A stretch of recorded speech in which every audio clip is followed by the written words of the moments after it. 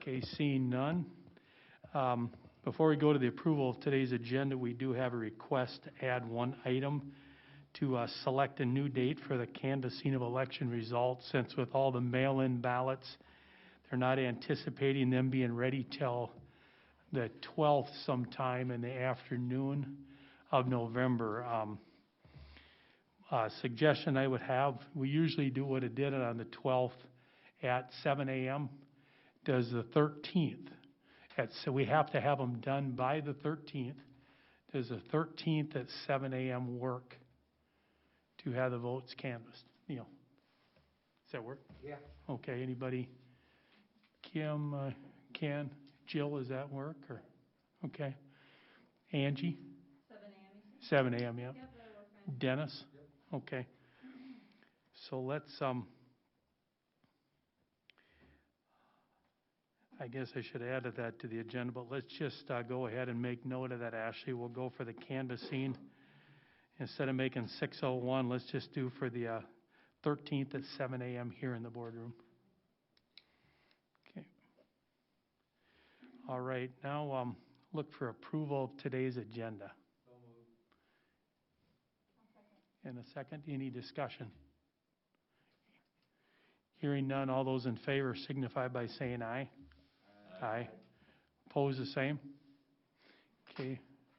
Motion carries. Number 5, consent items. I'd look for a approval of the consent items listed. In a second.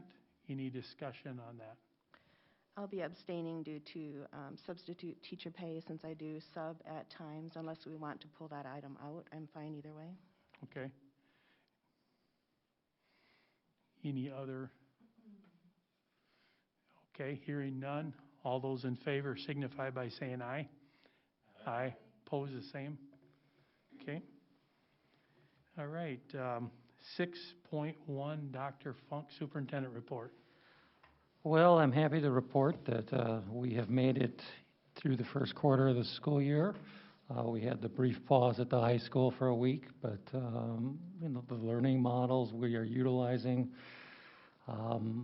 seem to be working, and I'm thankful that our numbers are going down in the county. Well, they were until Friday, I think, but the overall 2-week numbers are, I think, we went from somewhere close to 30 down to 13 with the most latest numbers, so that's a real positive.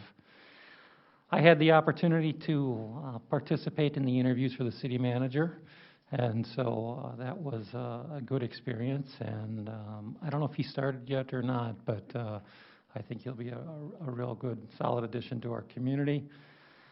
A number of meetings Jennifer and I have attended related to the referendum. The little feedback that we've received, farmers are glad to see that there's no increase on the taxes with the proposed levy request. There has been some confusion on the bonds versus what a bond is versus what a levy is. Bonds are for building, like the Hammer-Halverson project was. Levies for learning operations. So we've talked through that. And then the other piece of it, a few people have asked the question about the bond project, and taxes went up with that. And we explained that with the bond project, taxes did not increase, but they did not decrease, just due to the timing of that. So that's some of the feedback that we've gotten from the community. Okay. Let's board.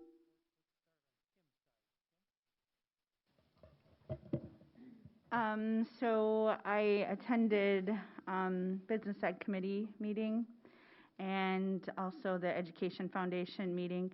And both of those meetings, I came back with, I guess the update that I would have that relates to the school district is we're working through some of the greater education project transitions potentially. And everybody's on board to see that project be transferred over to the school district, and then working as a partnership and collaboration to keep that program going. So just really in the early stages of that, and I'll have more to report as we start to and Neil might have more to add. Then I was able to, I forgot the last one, but if I remember, I'll tell you. There were 3 that I was involved. I did not make that one, no. Oh, I was just going to say, I was the Riverland representative when the school board had the candidate forum, so. Thank you. And I'm just reminding myself right now that, is it possible to have the cameras adjusted? For example, when Kim was just giving her report, it was on me, and I think it's that way as we've spread out. So if that is possible, might have a better end result. Thank you. And then I attended the alcohol, tobacco, and other drug meeting. It was via Zoom. We talked about reestablishing, or not reestablishing, but restarting the student groups within the different schools and what that might look like during this time. Also, whether or not we would want to do pride surveys this year. The pride surveys are valuable information that we glean that help us in obtaining grant funding and knowing where our students are as far as use and activities. But the committee is just concerned that with so many students distancing right now, that rather than taking it in class in during a classroom time, they felt that the results we might not get as many surveys turned in if the students had to do it at home. Might be even different with a parent, over the shoulder kind of thing. So I think we're going to postpone that and not do it this year. Family Services Collaborative, we also met via Zoom. We discussed again the pride surveys, and we are on that same page that we wouldn't want the data skewed, so we will probably be postponing pride surveys. Discuss the parent coach position and what that might look like this year. It is a big need in the community. And also the Joint Powers Agreement is again being reworked. There have been some proposed adjustments, and so in wording, and so that will be coming back to us probably in November for us to approve again. Thank you.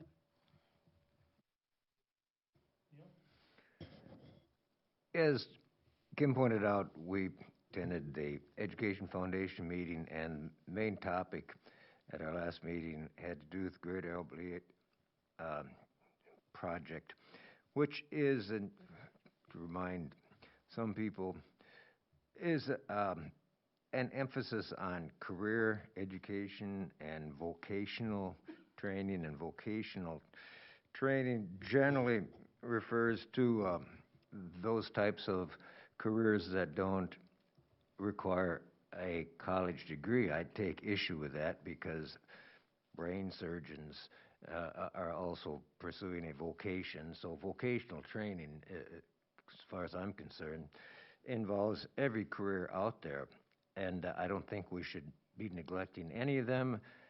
And that seems to be a trend in education these days. And the Greater Elbliot Project is consistent with an approach that is gaining popularity in the world of education, where community is involved in every aspect of education, and the school is just another institution in a community that works together with all other institutions in that community for the betterment of the community, and that makes perfect sense. So we would love to have a marriage with industry and the educational process, and that's certainly my vision for what an educational system should look like. And we reaffirmed that at our last foundation meeting. Kim mentioned she was a host for the forum. I was one of the candidates at the forum, and I'm enjoying that. I don't particularly enjoy campaigning, so I don't do it. But it was fun to see the other candidates, and I encourage all voters in the district to become familiar with the candidates and pick the three that you think would best serve the district. That's it.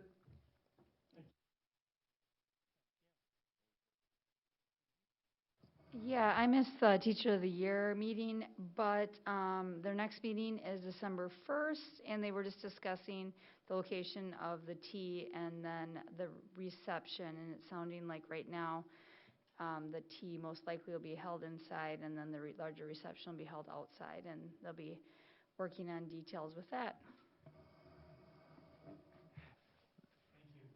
Thanks. Attended the business ed meeting with Kim as well. She pretty well covered everything, talked about the dislocated workers program. One of the pieces, where is that?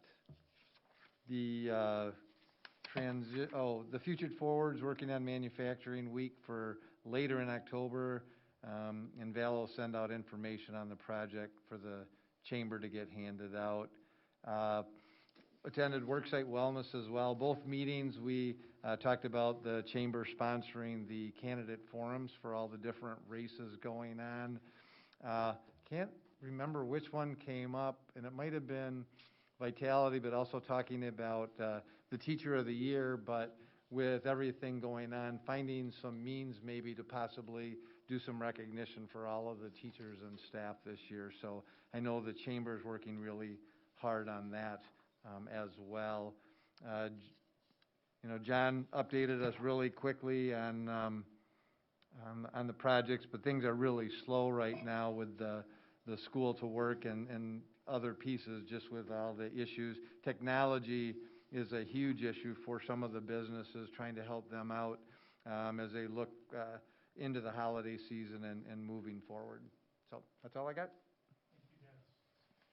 I didn't have any committee meetings, but I will say on a few Friday nights I've had an opportunity to talk to different school districts when I'm out doing football games. And I will say that from what I've heard, they've been missing a lot more students than what we have with the COVID, as far as even Byron had a couple games over there, and they said that if one student is out, the whole class, including the teachers, are out for their 14 days, is their procedure. So they've had up to a couple hundred students at any time out. So I think what we've been doing here has been really great compared to that for the kids, and giving them more class time like I hope they get. So, Aaron.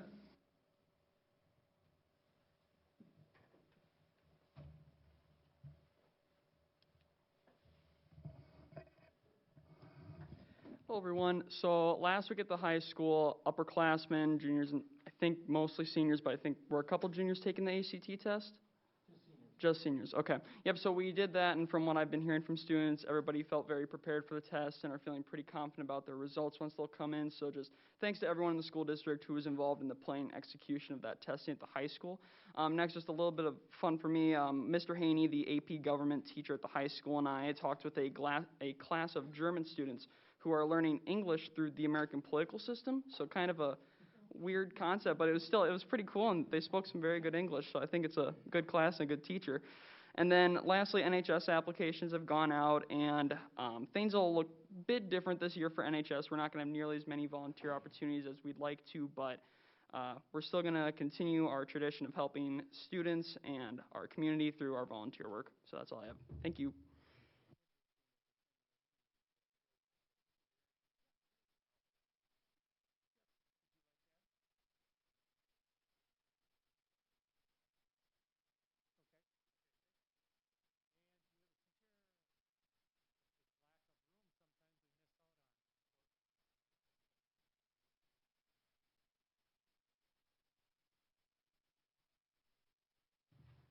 All right. Hi, thank you for having us here. I'm Laura Wong, and I am the ALEA Secretary for the Union, and I'm also a 7th grade teacher at Southwest. As Dr. Funk stated, quarter one is completed. Deep breath.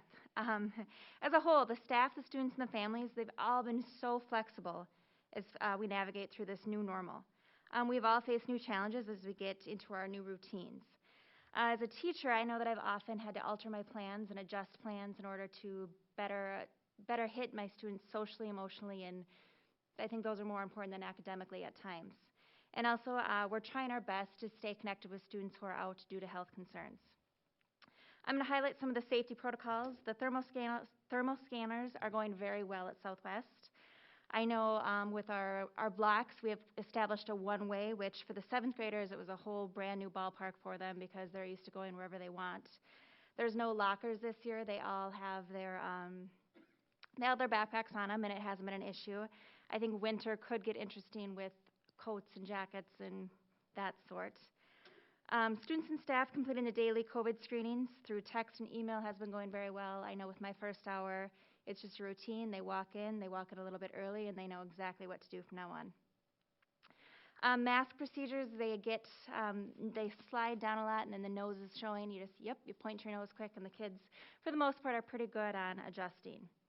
And we are maintaining social distancing when possible, and students and staff are doing a great job of staying home when ill. We had our virtual conferences recently, and they were carried out through advisory students, so each teacher had 10 to 15 kids that they had to cover, and it was, for the most part, a success. I know that it was hard to establish and get some parents to sign up, but for the most part, it was great to connect. And we focused first on once again, the social and emotional needs of those students before hitting the academics. And I think that the families enjoyed that too, because then it was just their one-on-one time and there was no interruptions. And then last but not least, for elections, ALEA has been asked by the public to asking for who we endorse for the upcoming election in regards to school board candidates. And ALEA sent out questions to all school board candidates along with the ALEA priorities. And we have been posting our responses on our Facebook page. And we are not endorsing anyone, but we're just trying to get people, the info out to people with the candidates and their thoughts and their feelings about stuff. But unfortunately, not all candidates responded. Thank you very much.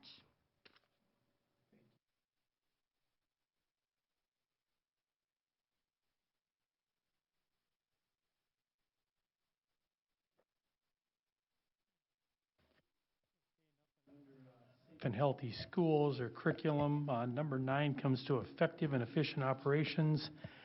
9.1 MSHSL update. Dr. Funk. As the board is aware, we contacted the State High School League a few weeks ago regarding the fees that they were going to be charging the school district regarding really their plan for the year, which we still don't have a complete plan on how they're going to operate for the entire year yet. We talked about potential furloughing of employees at the State High School League, and then to maybe look at a different model for hosting state tournaments throughout the state. So we got a response, and I believe the board was forwarded the response from the executive director on Friday, and it really didn't say much as far as what they're doing at all. So before we move forward with any sort of continued payment, I think they're looking for another installment here in the next few weeks. I thought I would just bring it back to the board again and get a feel for where you're at. I am, just through the media, seeing different school districts taking similar approaches to what Albert Lee is, and upset kind of from the southern corner of the state to the northern, I think I saw from Caledonia to Cloquet. I think those are the two big ones that I saw. And Caledonia has, I don't know how many state championships in a row they've won in football, and their board has said, we're not paying. They just tabled it. So, and I know that they have some listening sessions scheduled, but I'm not sure what those are going to entail. But so anyhow, that's why I have it on the agenda, to see what the board's thoughts are, if they've changed since seeing the email. I read the letter, and it really didn't tell me anything. And so I think we need to stay the course, and if they're not going to respond, I don't see any reason why we should pay the dollars. I mean, the letter said absolutely nothing. Yeah, I read the letter too, and they seemed to be very conciliatory, but they didn't commit to anything. You're right, they didn't really say anything. They were, I think, very careful not to offend us, and I think that's probably wise on their part. I'm a little confused about the necessity of their huge increase, and perhaps I'm ignorant of some of their responsibilities, but it would seem to me that a huge portion of their income comes from revenue that they realize as a result of tournaments, sectional tournaments, especially the state tournaments. And I assume that they depend on that revenue in order to pay their expenses. Now, my question is, if circumstances develop so that they cannot have a state tournament, do they still have an obligation? Do they have expenses that relate to the venues, for example, the Exo Center or wherever the tournaments are held? Do they have a commitment they have to meet in order to pay expenses for tournaments that don't happen? If that's the case, I can imagine why they would, be hurting for money because they have no revenue. If not, then I don't really see why their expenses are so, out of whack with their income. Paul, I know you're sitting back there. Do you have any insight on that? Yeah, most of their expenses are not related to the state tournaments. It's more to cover the cost throughout the year between their insurance coverage, their payroll, and other services that they would offer. And I think there's three big state tournaments that typically cover a large percentage of their costs. And we likely won't see those tournaments this year, is my best guess. Yeah.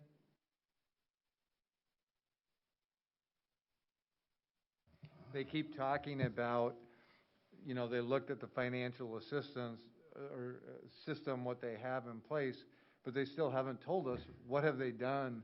If their administration is as full as it was back in February, there's probably going to be issues because, and they're setting task force or looking at things now. It just feels like it should have been done a while ago. And talking to different people in different communities, their frustration is things change every week. At first it was very limited on who could attend. Nobody could be at volleyball. Then they changed it and you could have volleyball. And then football could have 125 people per team. But shouldn't that have been thought out? Shouldn't it have been put together and in one piece to begin with? It's very frustrating as a community to see it happening right now. And I feel bad though because it puts our AD in trouble, because of the relationships he has to keep building, but somehow we have to find a balance on it. And it does, affect the kids too. I mean, we don't want to take away if it becomes available, but, and I know it's a liquid situation, but I agree that they should know, be able to set some kind of standards from day one and maybe make small adjustments, but not majors where all of a sudden you can show up and watch.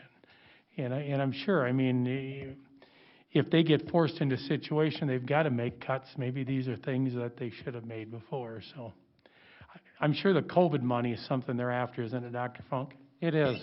That's why I think they're doing what they're doing. But I'll just share with you a frustration that I've heard from parents.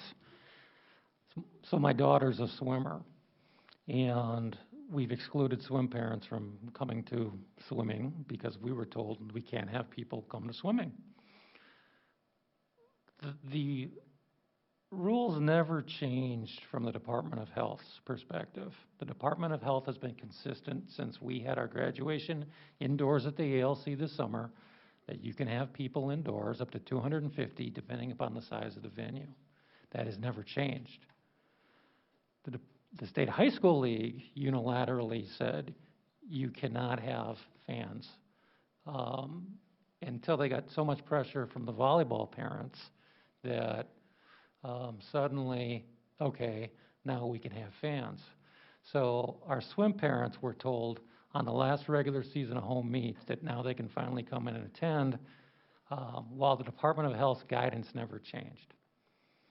So the State High School League worked with the Department of Education to say, okay, MDE, now you can tell us we can now allow fans, and we will.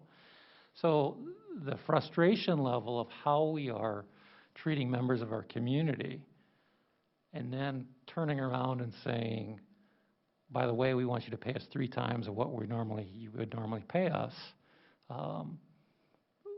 People wonder what's going on with the organization. Just a couple things I want to add. The other night when I had the opportunity to talk to Mike Whitus, and there was a question for the candidates about the fees, and Mike had indicated in just a casual conversation with me that they didn't prorate the media's fees. So, and when asked about it, they said that they wouldn't be doing that. And so they're getting full fees for all their media from their media partners. So I know that was a concern of ours, about the lost media piece. But the other thing is, the letter that I sent, I haven't heard a response for, and there was a whole section in there about opportunities for solutions. And I feel like when they have someone who, and it's not just because it's me, if someone were to say, we have these representatives in all the districts that are ready to help us, navigate through this, they should take advantage of that. And I feel like that's part of that holding the course, because they're just not utilizing their resources in the local communities that they serve. And so those are just a couple things I wanted to add. And I just wanted to be clear, so we mentioned a letter, but is it just, so I saw the email that talked about a coming attachment. Is it just the email that we've gotten back from them? Okay, that's what I thought. So yeah, they're, like Kim said, they're not answering anything that we have asked, and with time running short to make another payment, to me, it feels like we need to maybe move towards some kind of negotiating step, because even if we said we're willing to pay our first regular fees that have already been increased and maybe one of the other installments, if you are willing to cut your staffing and find if possible, just a high school venue to use for your events rather than the big stadiums, and can we come to some kind of agreement there? To me, that's where we feel like, that's where I feel like we're at. It doesn't make any sense to just to give in and pay all of this extra without proper, to me, there's no proper accountability behind it. First installment was supposed to be the end of November, other than our regular fees, is that correct? I think it's late October or early November. We paid the initial fee, which was a slight increase as well. And one important piece that I took out of that email was that it's very important for them that all of their member organizations stay included. And so if all of these member school districts would work together to provide a united front of disapproval, or whatever we want to call it, for the way things are moving ahead, and to find something that makes sense for everybody, I think everybody would be better off. I agree. I think that, the feel I got from the Big Nine is, well, we've got COVID dollars we'll use to pay for it, but that's not going to change the manner in which this organization is operating and being managed. And I have a Big Nine meeting at 9 o'clock on Friday, which is, he's got a meeting scheduled, I think, at 10 o'clock on Friday. Dave, I don't know if you're available to sit in. Maybe you could sit in and Zoom in on that meeting or something, or somebody could from the board here. But you're the State High School League rep, yeah. But I think a lot of times in these meetings, I sat on a meeting with Mr. Martins, with a number of superintendents sometime in the last 3 weeks. Everyone is very nice, and we know you're doing hard work and a good job, and nobody is asking the hard question. And I think that's what people need to start doing. I guess what just disappoints me the most is they feel that we can use the COVID dollars. I mean, at the end of the day, those are tax dollars that we're gonna end up having to pay, and because they think that they can, have it slide by is very, very disappointing to me that that's their thought process. We need to, one of my disappointments with the whole COVID thing is we're not, everybody's there grabbing, and those are dollars we'll have to pay back eventually, and so it's very disappointing to me. The other thing is, I don't know how solid a legal footing they're on when we have paid our fee, and now they're saying, oh, by the way, now you have additional fees, and that's where I think we may have some potential leverage is, okay, time out here. Since when do we suddenly encumber these additional fees? We have paid our membership for the year, and they may have. I think a more effective approach would have been to say, we're struggling. We'd like to sit down with our member organizations and devise a way together forward, rather than just we're going to triple your price. So I think you still have some time to negotiate, as Jill suggested, with them to see if they'll, and that should be an interesting meeting this Friday or whenever the other listening sessions are. Yeah, I would totally agree with that, and a couple of things. It would appear that the league is under the assumption that they can unilaterally increase fees, and we have no recourse. And I don't really care for that attitude, and that's sort of consistent with something that seems to have been developing in the league for quite some time, a sort of autocratic mentality where they can do anything they want, and we have to abide by it with very little due process for member schools, and even more so, very little due process for the kids. This has been an area of frustration for me as a coach for quite some time.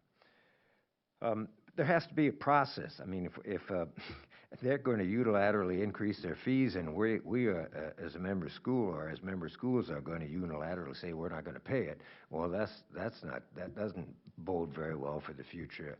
There has to be some sort of process so that there can be an interchange between the league and member schools, so that we don't, neither party can assume to be dictatorial. And there has to be some kind of an instrument in place so that we can negotiate, and I'm not sure there is right now. Oh, and by the way, I've reinforced what we've all been suggesting. I'm not in favor of paying them anymore. Dr. Funk, does it appear, I know you mentioned a few different districts that were upset and saying they're not going to pay. Does it seem like there would be a group that could kind of band together and negotiate? Would there be enough school districts that would be willing to do that with us? I think the community members in a lot of the districts are not aware as much as they are in our community of what's going on here. I think a lot of places, they got the bill, okay, we'll pay the increase, we don't like it. But from talking to different folks, and Dave, I don't know if on Friday nights you're hearing any of this talk at all either, there are people upset who are aware of what's going on with the State High School League throughout the state. I just don't know if it's gotten to the board level.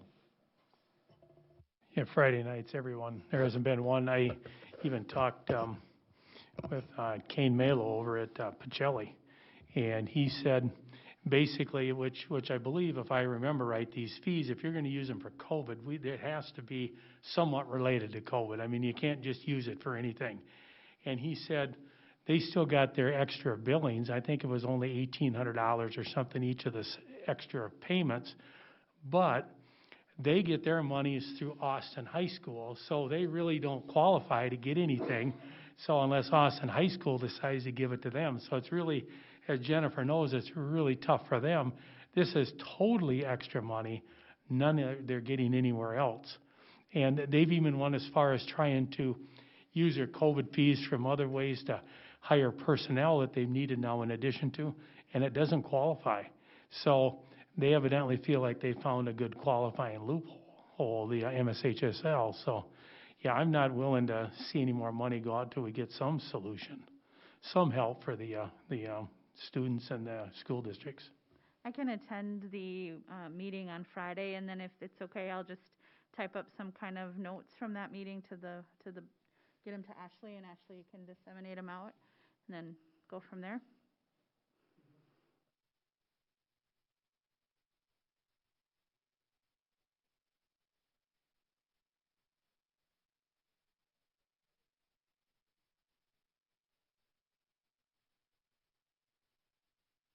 I think it's not for profit.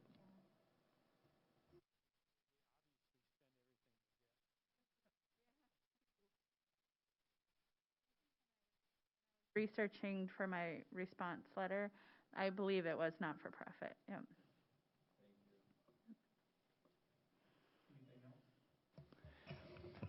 I guess at this point, it sounds like we leave it tabled. I mean, we're no further along. We made our annual payment, so we should be in good standing, and now to find the legality of the additional fees would be the interesting part. So, thank you for the update. 9.2, we've got some annual policies for review, Dr. Funk. Kathy really enjoys policies more than me, so Kathy, why don't you come on up? And Come on up. most of these are, well, Kathy will explain, but they're pretty straightforward. Who doesn't love a good policy? So Family Medical Leave Act, no changes, and that really is administered out of my department, but really Angela Murphy knows that act backward and forward and has great resources. Harassment and violence, student discipline, bullying, prohibition, technology, acceptable use. None of those policies have changed. They're all reviewed annually. We did a bigger review this year with staff on about 8 policies, and those are 4 of those. There are 3 policies that do have some changes. So mandated reporting of child neglect or physical or sexual abuse. So adding a few words, care. But the significant addition is 2 additional crimes under the definition of sexual abuse, and those are on page 4. Solicitation of children to engage in sexual conduct and communication of sexually explicit materials to children now qualify as criminal acts and falls under this policy. That is the most significant change. Okay, I would suggest that you vote on that one, and then we'll, because the first ones you mentioned were just reviews, correct? Correct. Yeah. So this one, since it has a change to the verbiage, which is Ashley. It's on page 4. No, go back to what's the policy number? 414. Yep. So I would suggest that the board make a motion to adopt the modification to policy 414. So moved.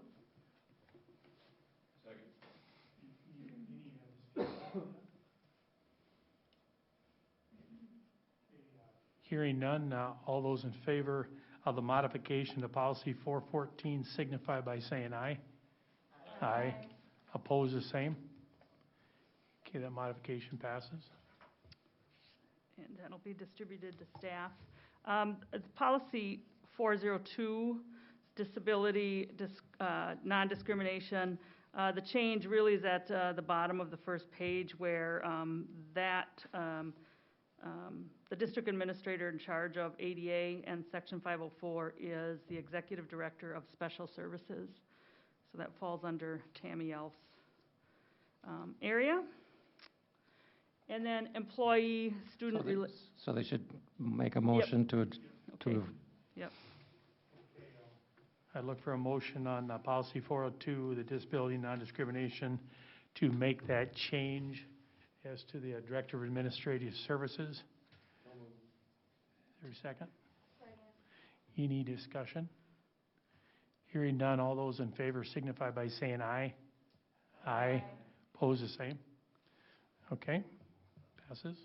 And then the last policy, 423, is one change, and that was made at the state legislative level, where the Minnesota Teachers Code of Ethics was renumbered from 8700.7500 to 8710.2100.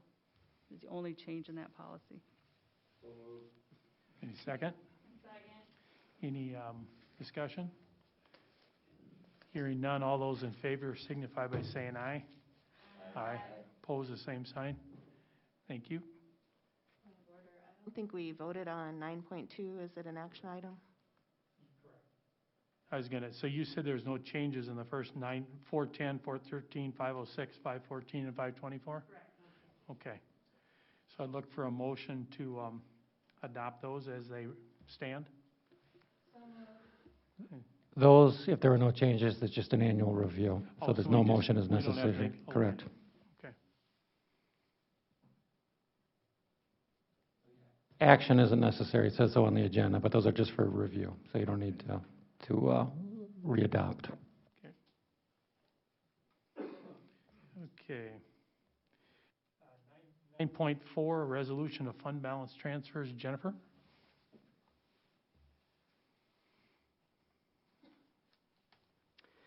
Good evening, everybody. So we have a unique opportunity for last fiscal year and the current fiscal year to do fund balance transfers because of the unique circumstances that we've seen. I'm proposing a total of 4 transfers. The first 3 are moving into the reserved for community education to help offset the net loss in our Tiger Cub daycare program. As you guys will remember, we brought staff in to get it licensed, and then no sooner did we open and we had to close right away. The 4th transfer, which is an allowable transfer, is moving funds from our restricted for basic skills extended time restricted fund balance, and that's actually a fund balance that's going away this current year. So we've got money in there that this is a great opportunity for use of that, and transferring that to the unassigned general fund to fund the spring coaches that we paid that we really had no participation fees or any other revenue stream to support that. So that's the recommendation I'm making, to make those, to approve the resolution for those 4 fund balance transfers. Any discussion? Do those pretty much wipe out the balances then? I mean, that's a... No, so it's holding, it is not wiping out anybody's, it is wiping out a negative fund balance in the reserve for community ed because of the Tiger Care program, and it's helping reduce that restricted for basic skills extended time, because really by the end of this year, we don't want any fund balance in there. Right. It'll leave us about $60,000. There are some things we can use that for this year. Probably at the end of this year, we will transfer that out to something. And that's the one that's going away then? And that's the one that's going away. There's no longer a restricted for extended time portion of basic skills. Okay, any other discussion at all? Dennis? The CARES dollars, COVID dollars that we got coming down, we're able to use those for other things, or versus transfer? I was just thinking we have those dollars available. Yeah, so we have quite an extensive plan for those, and we are planning to use. And they got to be utilized going forward. They Right. can't be utilized, correct. Yeah. Yep. Very good. Yep. That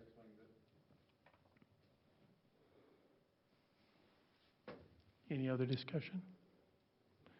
Hearing none, all those in favor of the fund transfers signify by saying aye.